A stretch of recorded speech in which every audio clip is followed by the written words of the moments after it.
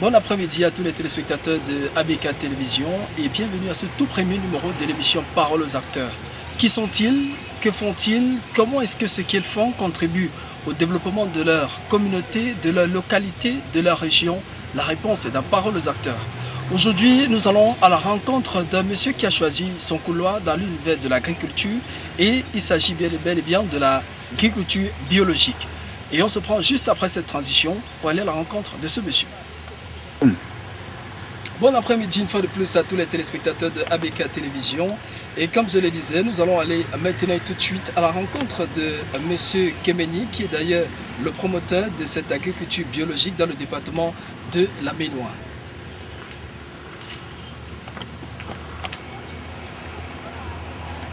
Monsieur Kemeni, bonjour.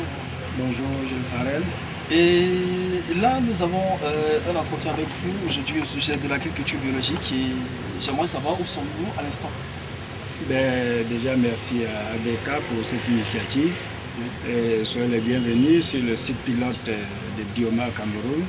Bioma Cameroun qui est un groupe d'intérêt économique qui est par abréviation les maraîchers bio du Cameroun. Donc ici, c'est le site pilote. Sur lesquels nous arrivons à pouvoir faire les différentes expériences. C'est beaucoup plus un centre de recherche qui a pour objectif donc de pouvoir mettre à la disposition des agriculteurs, des producteurs, un certain nombre de semences. C'est-à-dire qu'après avoir expérimenté une culture, nous arrivons donc à dégager des semences, à mettre sur pied, à mettre à la disposition des populations les semences. C'est également un point témoin pour pouvoir montrer exactement les résultats que l'on peut obtenir en agriculture biologique. D'accord, les résultats que l'on peut obtenir en agriculture biologique. Et maintenant, j'aimerais également savoir qu'est-ce qu'on fait dans cette case concrètement. Là où nous sommes abrités, c'est exactement ce qu'on appelle la pépinière, qui est le point de départ de toute agriculture. C'est-à-dire que la pépinière, c'est là où on fait germer les graines et qu'on arrive à les transplanter dans le champ. Et pour la petite histoire, on a fait une assez très bonne expérience. Vous allez voir le maïs qu'on a à l'heure actuelle. On a pu le pré-germer, c'est-à-dire qu'on l'a germé avant de transplanter dans le champ, ce qui est quand même une très grande innovation. Donc on a essayé de faire ça pour voir un peu comment on pouvait dans les pépinières gagner un peu du temps. Donc la pépinière, c'est le laboratoire de fabrique des plants de culture. D'accord. Et les téléspectateurs qui nous regardent à la maison à l'instant et moi voulons savoir ce que c'est que l'agriculture biologique. Oui, ça c'est vraiment une bonne question. L'agriculture biologique, je le définis tout simplement, très simplement, l'agriculture que nos parents pratiquaient avant l'arrivée des engrais chimiques. D'accord. Et pourquoi est-ce que vous avez choisi vous élancer dans cette agriculture biologique contrairement à notre agriculture qui est l'agriculture conventionnelle? Après une longue expérience en agriculture biologique en France, j'ai compris que l'agriculture biologique était un savoir-faire africain. C'est ce que nous maîtrisons le mieux. C'est ce que nous pouvons enseigner aux autres. Donc c'est la raison pour laquelle je suis venu dans le pays disant que une fois qu'on a déjà le savoir-faire, il ne suffit que de le mettre en application. Le plus grand danger, c'est tout simplement que ce savoir-faire a été abandonné depuis des années au profit d'une agriculture dont nous n'avons ni les tenants ni les aboutissants. Et puisque nous sommes en train de parler de l'agriculture biologique, j'aimerais également savoir quelles sont les différentes cultures que vous pratiquez dans cette parcelle où nous sommes. Dans cette parcelle, qui, bien qu'étant un site pilote de Bioma, est aussi ouvert à toutes les personnes qui veulent bien comprendre l'agriculture biologique. Et par rapport à ce que vous êtes en train de poser comme question, le maïs dont je vous parle, c'est un étudiant qui est venu, un étudiant de la FASA qui est venu avec la semence. Il dit, voilà, faisons l'expérimentation ici. À ce jour, nous mettons à la disposition des populations la semence du haricot, la semence du maïs, et vous allez faire la visite du champ, vous allez voir que nos plantes ne sont pas attaquées, c'est-à-dire que notre maïs, du fait qu'il s'est développé les défenses immunitaires, ne sont plus attaquées. Donc ici, on essaie de faire toutes les semences, les cultures, on expérimente. Le but essentiel étant de dire, voilà, si vous êtes intéressé par rapport au tournesol, vous voyez le tournesol que vous avez là. Notre but n'est pas de cultiver le tournesol. Notre but, c'est de dire, voilà, on arrive à produire la semence du tournesol. on arrive à dire aux gens, ben voilà, si vous prenez cette semence qui a déjà développé ses défenses naturelles, vous allez le mettre dans votre champ sans risque. Donc, bon, à l'instant, est-ce qu'on peut visiter alors votre parcelle? Mais bien évidemment, avec plaisir, parce qu'il y a quand même une sacrée variété dans le champ. Hein. On a essayé de tout essayer. D'accord, chers téléspectateurs de ABK Télévision, maintenant tout de suite avec M.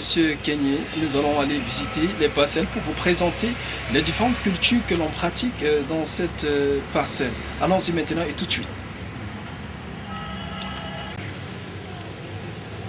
On peut bien commencer ici.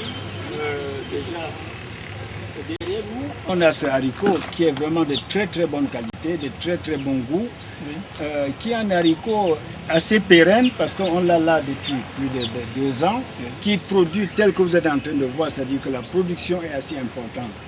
Le goût est exceptionnel, les qualités nutritives sont exceptionnelles. Malheureusement, on a abandonné ça, d'autres ont cru appeler ça le haricot sauvage, vraiment. Donc ça c'est regrettable. Il y a ce haricot qu'on développe ici. On a également montré un type parce que là il est sur le toit, vous avez vu, ce n'est pas à portée de main. Qu'est-ce qu'on fait maintenant? On a essayé de développer un système avec lequel les gens peuvent le produire et qu'il soit à portée de main. Ici, généralement, nous on a nos maisons qui sont entourées par des haies vives. Mais vous semez ce haricot et qui rampe sur ces haies. Donc voilà, c'est déjà ce haricot. Devant nous, vous avez les pommes de Chine. Les pommes de Chine, telles que vous le voyez là, la pomme de Chine elle est là, hein, vous voyez un peu là, et ça produit assez. La qualité c'est un peu comme les pommes que nous avons, à la seule différence qu'ils ne sont pas trop sucrés, mais le rendement est très important.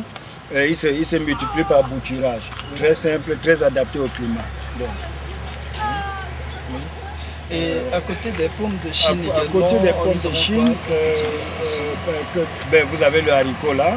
Ça, c'est une semence de haricot qu'un étudiant, en l'occurrence Nanfang Magellan, cet étudiant, la FASA, qui est vraiment mordu de l'agriculture biologique, celui qui a apporté cette semence-là, qui s'appelle le Terminator. Le Terminator. Voilà, nous on achète la semence conventionnelle.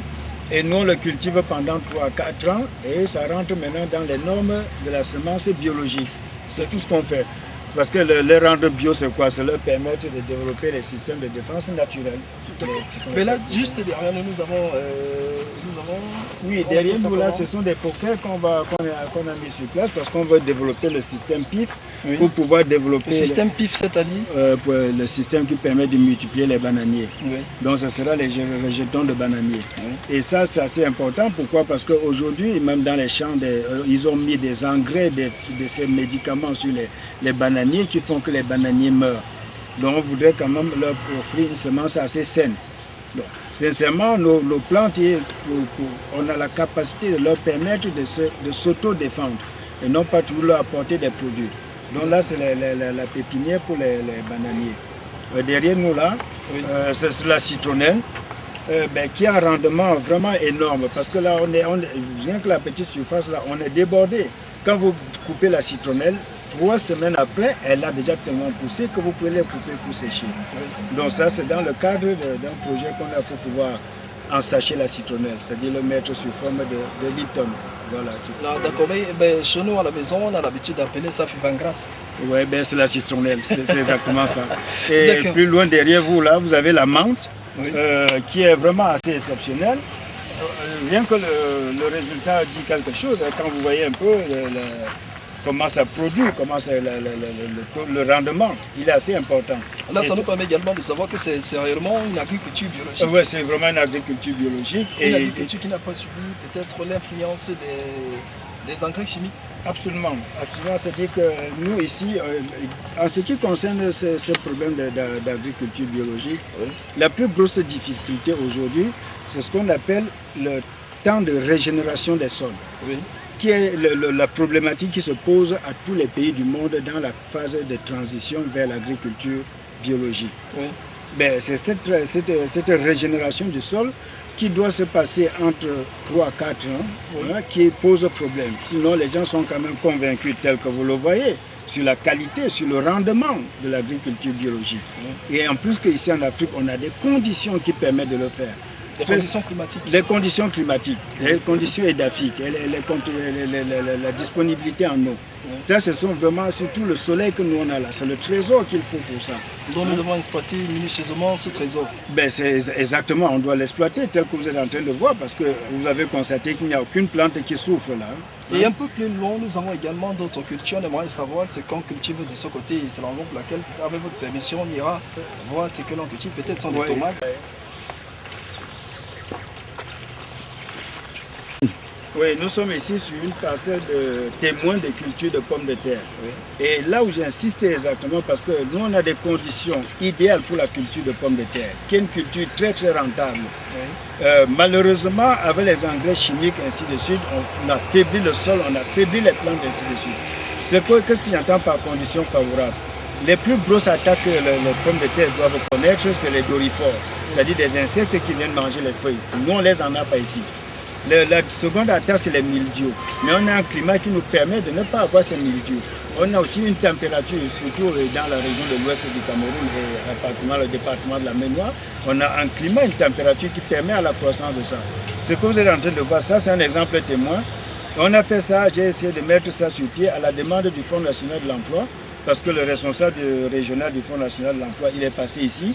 Il a été étonné de voir que nos pommes de terre se portaient très bien comme ça. Et il m'a dit, monsieur Kemeni, est-ce que vous pouvez préparer un projet afin de pouvoir permettre aux jeunes de pouvoir se lancer dans la culture de pommes de terre. Et la deuxième chose qui concerne cette culture, c'est que c'est une des cultures. Donc, la mécanisation aujourd'hui ne pose pas de problème. La mécanisation, on peut cultiver des milliers d'hectares, mais ça, surtout dans les conditions climatiques que nous avons, sans souci, et des rendements énormes. Donc ça veut donc dire que tous les téléspectateurs d'ABK qui nous regardent à l'instant et qui aiment les pommes de terre, vous pouvez contacter M. Kemeni pour passer votre commande des pommes de terre et surtout cultiver de façon biologique. Oui, plus précisément, acquérir le savoir-faire. Oui. Parce que le Bioma Cameroun essaie de présenter ce qu'il faut faire. Oui. Et c'est maintenant notre souci, c'est de pouvoir développer un réseau de producteurs qu'on accompagne en termes de conseils, en termes d'assistance technique. Oui. Donc c'est un peu ça l'objectif. Parce que là, s'il s'agit maintenant d'un jeune qui est intéressé par la culture de pommes de terre, ben voilà, il vient là, on va le former comme ça. Et la garantie, je peux le dire ici avec conviction, si jamais vous arrivez à exercer comme on a dit, et vous produisez, vous perdez vos pommes de terre, mais Bioma va vous rembourser. D'accord. Ah, oui. Et là maintenant, après avoir visité votre site pilote, et maintenant nous sommes en train de parler des pommes de terre, derrière nous, nous avons quoi? Ah, derrière nous, nous avons cette grande plante qui s'appelle le loufa. Oui, le loufa, c'est cette éponge végétale qui était même la base du projet quand je suis venu en Afrique. Oui. Parce qu'en fait, c'est un truc qui ne se développe que dans les pays chauds. Oui. Mais, à l'intérieur, donc, on a cette éponge qui permet, vous voyez, cette éponge, qui permet donc de réaliser des gants de toilette, des éponges vaisselle. Et la demande sur le marché est assez importante, qui permet également de faire ce qu'on appelle des matériaux composites. Donc, dans notre vision, il a fallu que ça soit à la place de ce qu'on appelle des cultures de rente. C'est comme tout bon cultivateur, le rendement est assez important, comme vous avez vu. Nous avons pu, dans le cadre de nos recherches, trouver également des semences, on l'a trouvé dans le bamboutos, des semences telles que vous avez déjà en train de voir là, qui vous donnent de l'oufa qui ne sont pas attaquables. Donc, le plus grand problème qu'on avait sur cette culture, c'était les attaques de mouches. On a pu donc trouver une variété qui est résistante à ces attaques de mouches. Donc, potentiellement, vraiment, il est question qu'on peut faire vraiment une grande industrie avec, parce que le marché est très, très demandeur. Et maintenant, sous le loufa, on constate que vous cultivez les légumes. Pourquoi les légumes sous le loufa? Est-ce que le loufa contribue peut-être à la croissance de ces légumes? Mais vraiment, merci Jules Farel, c'est une très, très bonne question. Parce que l'un de nos objectifs aussi, la plupart des exploitants ici, surtout dans le cadre de l'encouragement de l'exploitation familiale, on essaie donc de montrer aux gens que voilà sur une superficie X, voilà ce que vous pouvez avoir en termes d'années comme rendement. Et dans cette culture, donc, on fait des associations. Parce que vous avez vu sur le loufa, on a le macabo, on a le haricot de Lima, on a la morelle noire, et on a également du piment. Donc on fait ces associations de culture que vous exploitez sur un seul espace. Les uns apportant telle chose à l'autre. Donc ça veut dire que les feuilles qui chutent du louffa, maintenant ça constitue ce qu'on appelle l'engrais biologique. Bien évidemment. Pour fertiliser les sols et afin de promouvoir la croissance de ces légumes, de ces plantes qui sont sous le louffa. Oui, et ce qui est plus important aussi, c'est qu'en saison sèche, le louffa, c'est une plante qui a besoin de beaucoup de soleil et de beaucoup d'eau. Et maintenant, avec cette hauteur grande, ça développe de l'ombre sous lesquelles on va cultiver des plantes qui n'ont pas besoin de beaucoup de soleil. Des rayons solaires. De rayons solaires. Donc c'est cette association qui permet donc sur une petite surface comme celle-ci, vous pouvez avoir des rendements assez importants. Il y a donc ce qu'on appelle l'association des cultures, la multiplication des cultures. Vous voyez un peu comment les légumes se portent bien, tout se porte très bien à l'intérieur. Donc c'est cette association.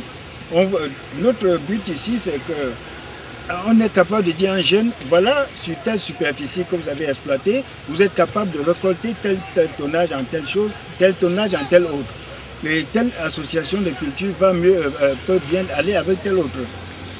D'accord. Et là maintenant, pendant la saison sèche, comment faites-vous pour irriguer cette plantation? Parce qu'on est à proximité du lac municipal de Tchang. Comment faites-vous pour arroser cette culture, ces cultures?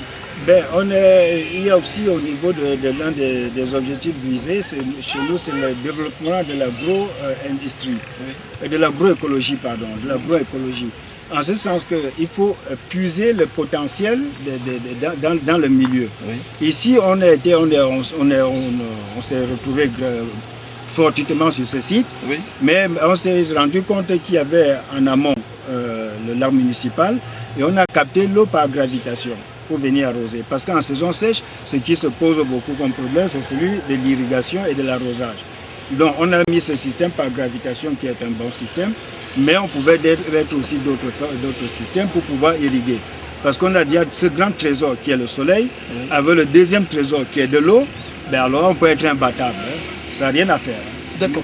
Je profite de l'occasion pour dire à tous les téléspectateurs de ABK Télévision qui nous regardent à l'instant qu'avant la fin de cette émission, vous aurez l'occasion de voir le louffa qu'on peut déjà utiliser.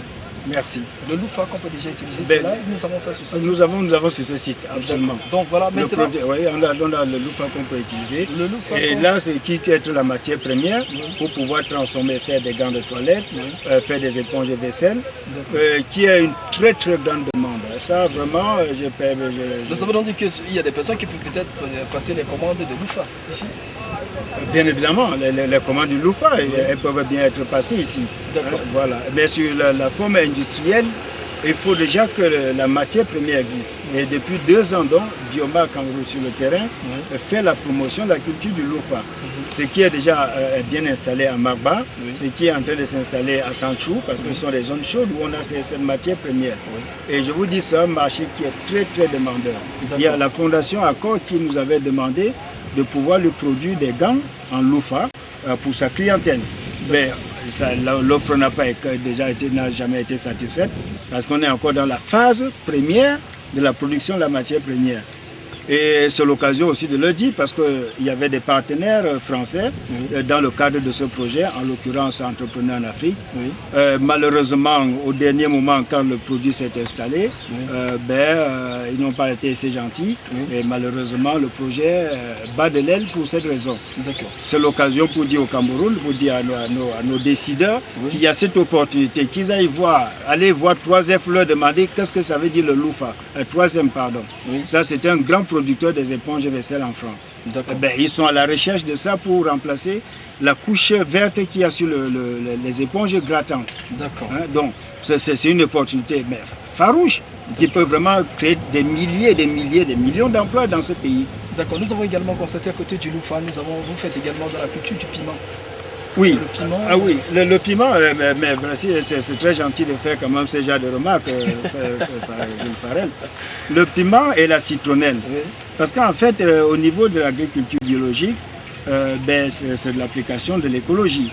Les spectateurs de ABK Télévision, vous pouvez constater, j'ai dans mes mains 3 pommes de Chine et quelques fraises qui sont des produits issus de cette parcelle. Maintenant, on va encore aller avec Monsieur Kemeni qui va nous présenter une autre parcelle. Et ici, c'est la culture du maïs. Monsieur Kemele, qu'est-ce qui justifie d'ailleurs le fait qu'on entoure les têtes de maïs avec du papier? Oui, merci Jules. Une fois de plus, je voudrais quand même m'arrêter sur les fruits que vous avez en main. Déjà, ils ne sont pas en maturité parce qu'en maturité, ils sont plus grands que ça. Oui. Il y en a qui peuvent avoir un diamètre de 10 centimes sur les pommes. Hein. Oui. Les fraises également, il y a des fraises qu'on a récoltées qui ont 4 cm de diamètre. Oui. Donc, le climat est très favorable à la production de ces plantes. Oui. La deuxième chose que les gens doivent comprendre, c'est que ce sont des plantes vivaces, donc ça ne meurt pas. Mais il y a beaucoup de personnes qui se disent que quand même que les fraises ont produit plutôt en Europe, mais ils sont également surpris de constater qu'on cultive à Tchang. Non pas seulement qu'on cultive à Tchang, le rendement qu'on a ici, Oui. Ils ne pourront pas l'avoir là-bas en bio. Et ce qu'il faut comprendre aussi, c'est que les fraises, quand vous ne le cultivez pas en bio, quand vous mettez les engrais chimiques, ça le fragilise. Parce que c'est des fruits qui sont fragiles. Oui. Donc, et en plus, ici, on a des recettes, vraiment de bonnes recettes pour pouvoir les cultiver. Parce que toutes ces plantes-là ont besoin du phosphore, c'est-à-dire qui se retrouve dans la cendre Oui. et qui se retrouve dans la bouse de vache, le purin de bouse de vache qu'on va voir tout à l'heure. Donc, c'est vraiment des cultures à la portée des Camerounais, voilà, avec un rendement assez élevé. Un marché très très porteur. Oui. Donc, pour ce qui est de cette espèce de maïs, Oui. ça, c'est un maïs qu'on a fait, ce qu'on appelle le maïs de contre-saison. Et comme je ne cesse de le dire, Bioma Cameroun est là pour montrer ce qui est possible. Oui. Et dire aux gens comment c'est possible. Vous voyez cet épi de maïs qui a quand même, il est assez costaud. Oui. Hein? Et, Combien de personnes peuvent consommer ce maïs? je ne sais pas combien de personnes peuvent le consommer. Peut consommer. Non, pas du tout. La preuve, c'est que le rendement est très très important. Oui. Les plantes, vous avez vu, aucune n'est attaquée, hein, aucune ne souffre de rien. Oui. Et la protection que vous avez vue au-dessus, c'est la preuve palpable que c'est de très bonne qualité. Je vais vous faire goûter ce maïs. Hein. Oui. Et c'est pourquoi, c'est la raison pour laquelle il y a des maïs un peu partout, mais les oiseaux s'affolent sur ça. C'est pour protéger ça contre les oiseaux qui viennent Les pour oiseaux s'affolent parce que c'est un maïs de bonne qualité, de bonne qualité. Oui. Vraiment la saveur, vous pouvez manger tout un épi cru. Hein. Et, tout à l'heure, on aura l'occasion d'en consommer. Allez, et ici, on l'a fait en association avec les haricots de Lima, Oui. qui sont des légumineuses. Parce que les associations, c'est quoi? Nous, on a ce qu'on appelle des fixateurs d'azote, qui sont des légumineuses. Et on fait cette association. Et la permaculture également. Parce qu'en fait, comme nos parents, comme je vous ai dit, l'agriculture biologique, c'est celle que nos parents pratiquaient. Oui. Donc, dans le champ, tu mets celui-ci apporte son apport, l'autre retire ce qu'il a retiré. Mais toujours est-il dire que les plantes se soutiennent, s'entraident, ainsi de suite. Donc, la permaculture, c'est la multiplication, l'association des cultures n'est qu'une bonne chose. Que les gens cessent de nous faire avec les gros thèmes. Oui. Non, ça va apporter ceci et cela. C'est des éléments subtils pour vendre les engrais chimiques. Il n'y a rien d'autre. Oui. D'accord. Bah, côté, maintenant, on constate qu'il y a, sous ce maïs, nous avons le chou. Quelle relation existe entre le maïs et le chou? La relation, comme je vous ai dit, j'ai fait vraiment l'agriculture comme au temps de nos parents. Il doit y avoir une interaction entre les deux. Mais dire que les deux sont incompatibles, je dis non. Hein? Donc, là, je sais que le chou doit apporter quelque chose au maïs et le maïs doit aussi apporter quelque chose au chou. Et ce qui est un peu aussi, ce qui me permet de faire ça, c'est que les gens veulent faire comme si l'agriculture biologique est une grosse science. Non, mais nos mamans n'ont pas fait des écoles. Hein? Vous avez des bons rendements. Oui, c'est ça, vous laissez la terre, c'est-à-dire que ce que scientifiquement on doit faire comprendre aux gens, c'est qu'il y a ce qu'on appelle le système de défense naturel. Il faut permettre aux plantes de développer ces systèmes de défense. Hein? Et une fois maintenant dont les plantes se solidifient et il n'y a pas vraiment tel va apporter tel autre. Je sais qu'il y a pour avoir des associations qui sont favorables. Mais toujours est-il dit que si elles ne peuvent pas être aussi défavorables, elles ne peuvent être que favorables. Hein? Donc on essaie de travailler vraiment comme nos parents le faisaient. D'accord. On essaie de travailler un peu comme nos parents le faisaient. Allez, chers téléspectateurs de ABK Télévision, maintenant tout de suite nous allons aller visiter le site de compostage. Et M. Kemele va d'ailleurs nous présenter ce site et on saura ce qui sort de ce site. Allons-y maintenant tout de suite.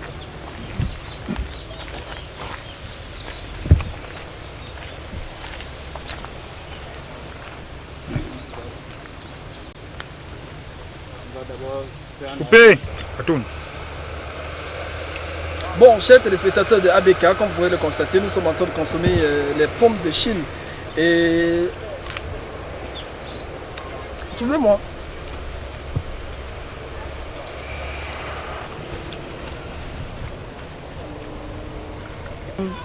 Apporte-moi le purin là dans un seau, pardon. Ouais.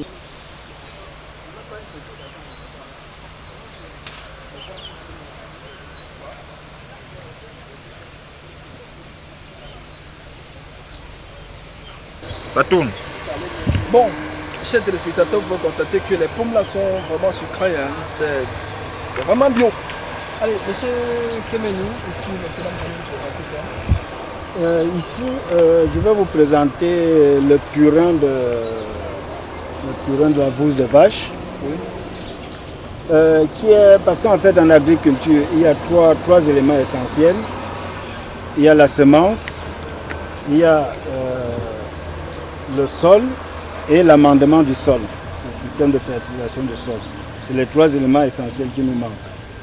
En termes de semences, je vous ai dit qu'on a essayé de pouvoir développer des semences. Oui. Et en termes maintenant d'amendement du sol, de fertilisation du sol, on a, grâce à la voix du paysan, sans toutefois faire sa publicité, mais il faut reconnaître, hein, parce que c'est dans la voix du paysan qu'on a puisé cette recette, qui est l'une des recettes les plus simples, les très peu coûteuses, mais on va se poser 36 000 fois la question de savoir mais pourquoi les gens laissent ça pour aller acheter les engrais chimiques qui coûtent la peau des fesses. Peut-être c'est parce qu'ils veulent produire en grande quantité.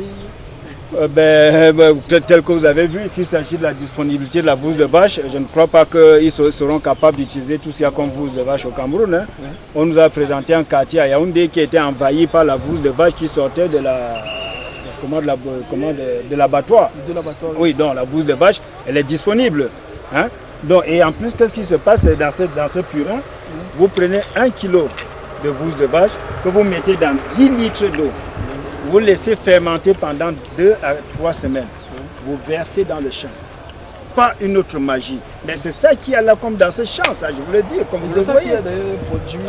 Et c'est ça dont la potion magique pour la production de ces pommes, pour la production des fraises. C'est ça qui donne ça, parce que dans le système de fermentation, là, ça développe certains minéraux, en l'occurrence le phosphore, hein, dont les plantes comme ça en ont besoin.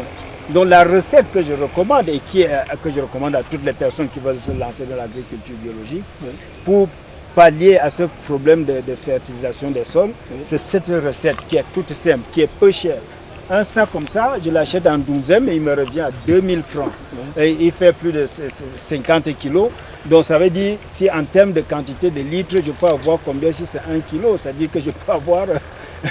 je ne sais pas. Une quantité assez considérable quand même. On multiplie par 50 par 10, ça fait 500 litres. D'accord. Oui. Et pour combien? Pour 2000 francs. 2000 hein? francs, vous avez vu, ça dit que ceux-ci sont là, plus qu'on en a plus l'usage. Hein. Vous voulez que je fertilise quoi sur le maïs là? Vous voyez un peu comment ils se portent tous. Hein? Donc voilà, c'est ce qu'il y a dans ce cadre d'amendement. Cette agriculture biologique, elle est facile, elle est à notre portée. Les gens les comprennent. Les ingénieurs agronomes, là, allez dire aux populations paysannes que c'est à leur portée et c'est faisable. Celui qui me met au défi. Hein? Et en plus, c'est-à-dire, ça c'est une forme d'amendement du sol. L'autre forme d'amendement du sol qui est le plus conseillé, c'est la prairie. C'est-à-dire faire paître les animaux dans un endroit, après vous venez cultiver. Mais celle-ci, elle est très accessible. Donc, et avec des résultats, mais tels que vous le voyez, hein, ça j'en ai essayé. On va visiter la compostière tout à l'heure. J'ai développé la compostière parce que bon, on aura besoin d'un compost qui est peut-être beaucoup plus riche en minéraux que ça, mais lui également, il joue le même rôle. Donc on va aller visiter la compostière. Oui, et surtout que tout à l'heure, on va aller visiter la morelle noire là. Vous allez voir une feuille de morelle noire, vous allez voir exactement sa largeur, et également le processus de ce qu'ils appellent semences améliorées. Oui, donc je voulais vous montrer un peu le processus de ce qu'on appelle le développement de semences améliorées. Oui. Là, on va prendre un exemple sur un pied de morelle. Oui. Et comme je vous disais, vous avez vu ce pied de morelle, ce n'est pas attaqué par comment on appelle les chenilles. Pas les chenilles. Non, mais c'est plutôt les insectes qui viennent le consommer. Ou les oiseaux. Les oiseaux qui viennent les consommer. Et ce que j'étais en train de dire, on a laissé ce pied se développer parce qu'on veut récolter les semences. Oui. Vous voyez, on a une feuille ici, vous voyez la largeur de la feuille, Oui. c'est-à-dire que la feuille a au moins 30 cm de large. Vous voyez la largeur de la feuille. Et ça maintenant, les graines qu'on récolte ici, on a plus de chances de pouvoir avoir la morelle avec de très bons rendements. Puisque ça sort d'une mer qui se portait bien. Hein. Donc voilà un peu comment on fait le système de semences amélioré. C'est-à-dire qu'on cultive, on prend ceux qui sont plus rigoureux, plus costauds et on le développe. Hein. Donc je vais enlever quand même le truc pour que...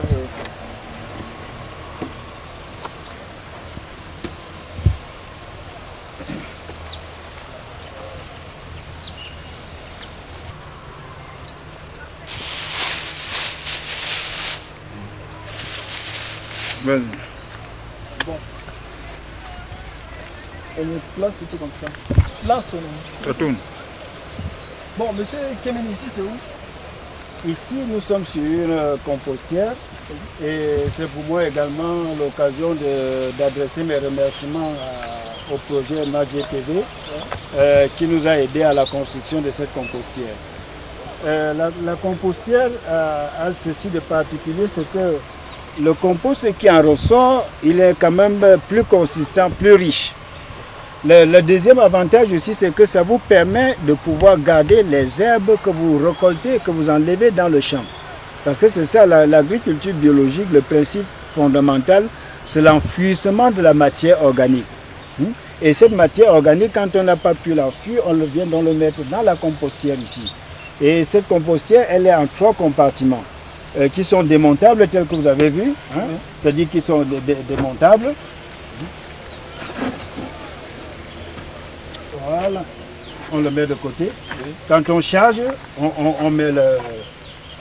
Donc on pourrait tirer tous ces... Ah oui, tout ça c'est démontable et de l'autre côté également c'est démontable pour faire le retournement. Là dans une semaine, on va faire le retournement. Hein? Ouais. Parce qu'au départ c'était jusqu'à ce niveau, hein? Donc ça s'est affaissé. Quand ça se décompose, ça se sèche. Quand ça se décompose progressivement, voilà, ça s'affaisse. Voilà, et après maintenant il faut faire le retournement. Et ça prend combien de temps?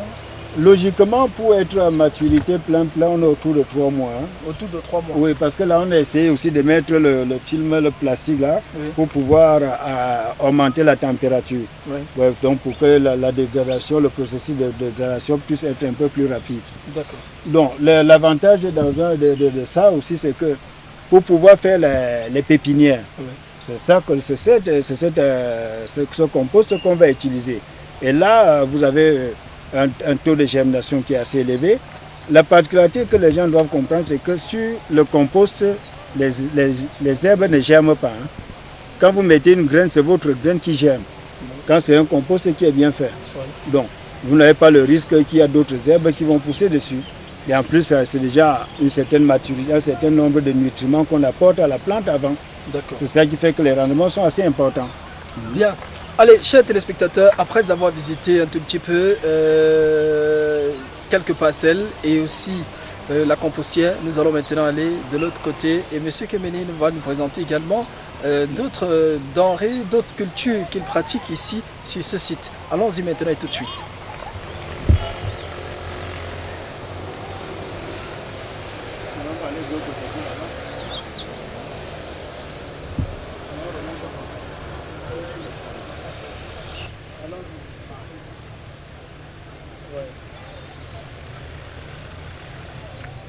Ben Gilles, oui, tu vois, on doit quand même présenter cette forme de tuteur de tomates. Ça tout? Oui.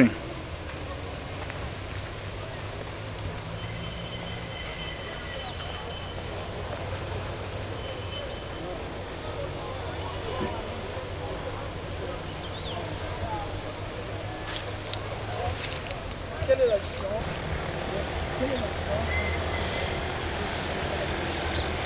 Non, la différence entre ces deux maïs, c'est que celui-ci, c'est une semence qu'on a acquise Et on est en train de pouvoir l'introduire dans le processus d'amélioration pour qu'il devienne bio. Donc on est à la première culture, à la deuxième, troisième, quatrième culture, troisième année, on sera donc on a une semence bio. La preuve par rapport à l'autre semence de maïs, c'est que vous avez des épis tels que vous êtes en train de voir là-bas qui sont attaqués, dont les chenilles ont attaqué les feuilles. Par contre, la semence bio qu'on a de l'autre côté, vous avez vu qu'il n'y a aucun épi qui est attaqué. Tout comme les épis qui sont derrière vous. Donc, c'est parce que les semences bio ont développé leur système de défense naturel. Donc, c'est vraiment la seule différence. D'ici 2 à 3 ans, on sera capable de vous dire, vous avez une semence améliorée dans les mains. Donc, si on comprend bien, donc, ça veut dire qu'on consomme le maïs ici pendant toutes les saisons.